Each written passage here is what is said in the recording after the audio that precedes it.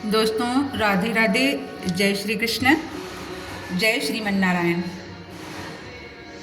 पौष मास की पुत्रदा एकादशी 10 जनवरी 2025 अर्थात कल आने वाली है और पुत्रदा एकादशी साल की 2025 की पहली एकादशी है और बहुत ही महत्वपूर्ण एकादशी है।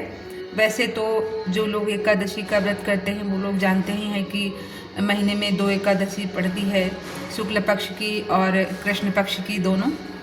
और जो पौष मास की पुत्रदा एकादशी है वह बहुत ही महत्वपूर्ण है। कहा जाता है कि पुत्र प्राप्ति के लिए, संतान प्राप्ति के लिए और संतान के सुख के लिए यह एकादशी बहुत ही महत्वपूर्ण है। तो अगर आप पुत्रदा एकादशी व्रत करें तो मैं पुत्रदा एकादशी की कथा इसमें डाल रही हूँ, आप ज़रूर सुनिएगा। पुत्रदा एकादशी की व्रत कथा ध्यान से सुनिएगा, बहुत ही महत्वपूर्ण कथा है। धर्मराज युधिष्ठिर कहने लगे कि हे भगवान, आपने पौष कृष्ण एकादशी अर्थात सफला एकादशी का महत्व बतलाकर बड़ी कृपा की है। अब कृपा करके मुझे पौष माह के शुक्ल पक्ष की एकादशी के विषय में भी बतलाइए। इस एकादशी का क्या नाम है तथा इसके व्रत का क्या विधान है, इसकी विधि क्या है, इसका व्रत करने से किस फल की प्राप्ति होती है और उसमें कौन से देवता का पूजन किया जाता है। कृपया यह सब विधि पूर्वक कहिए। भगवान श्री कृष्ण बोले, पौष माह के शुक्ल पक्ष में आने वाली इस एकादशी को पौष पुत्रदा एकादशी कहा जाता है। इसमें भी नारायण भगवान की पूजा की जाती है। विधि पूर्वक इस व्रत को करना चाहिए।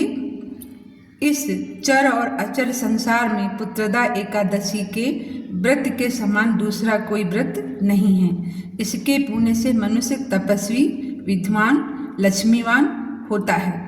इसकी मैं एक कथा कहता हूँ, सो तुम ध्यान पूर्वक सुनो। पौष पुत्रदा एकादशी की व्रत कथा आप ध्यान से सुनिएगा। भद्रावती नामक नगरी में सुकेतु मान नाम का एक राजा राज्य करता था। उसके कोई पुत्र नहीं था। उसकी स्त्री का नाम शैव्या था। वह निपुत्री होने के कारण सदैव चिंतित रहा करती थी। राजा के पितृ भी रो रो कर पिंड लिया करते थे और सोचा करते थे कि इसके बाद हमको कौन पिंड देगा। राजा को भाई बंधु, धन, हाथी, घोड़े, राज्य और मंत्री, इन सब में से किसी से भी संतोष नहीं होता था। वह सदैव यही विचार करता था कि मेरे मरने के बाद मुझको कौन पिंडदान करेगा।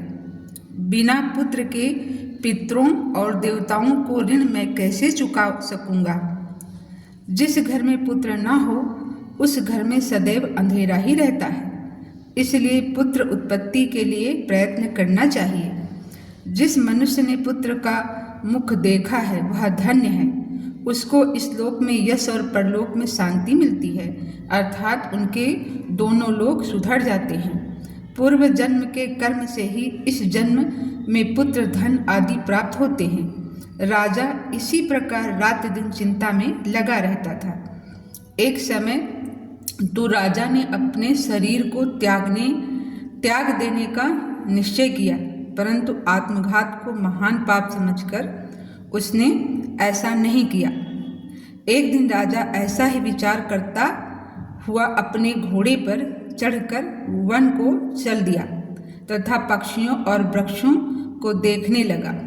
उसने देखा कि वन में मृग, व्याघ्र, सूअर, सिंह, बंदर, सर्प आदि सब भ्रमण कर रहे हैं।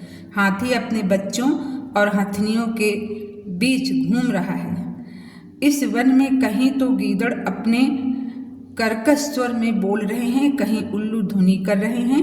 वन के दृश्यों को देखकर राजा सोच विचार में लग गया।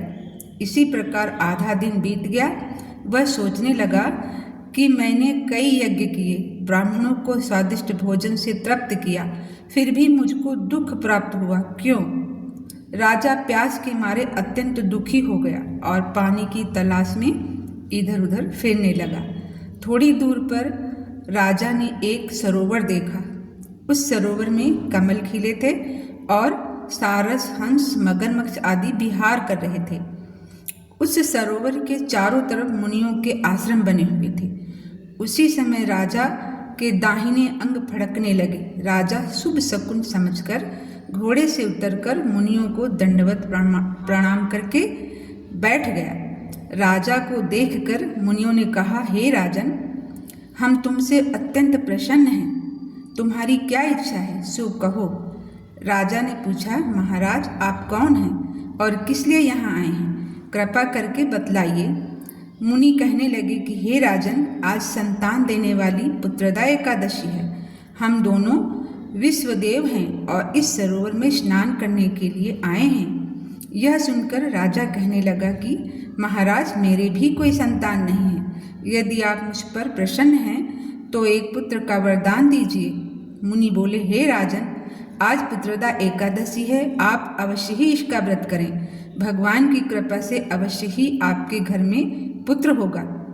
मुनि के वचनों को सुनकर राजा ने उसी दिन एकादशी का व्रत किया और द्वादशी को उसका पारण किया। इसके पश्चात मुनियों को प्रणाम करके महल में वापस आ गया। कुछ समय बीतने के बाद रानी ने गर्भ धारण किया और 9 महीने के पश्चात उसके एक पुत्र हुआ। वह राजकुमार अत्यंत शूरवीर, यशस्वी और प्रजापालक हुआ। श्री कृष्ण बोले, हे राजन, पुत्र की प्राप्ति के लिए पुत्रदा एकादशी का व्रत करना चाहिए। जो मनुष्य इस महत्म को पढ़ता है, सुनता है, उसे अंत में स्वर्ग की प्राप्ति भी होती है। जय श्रीमन नारायण।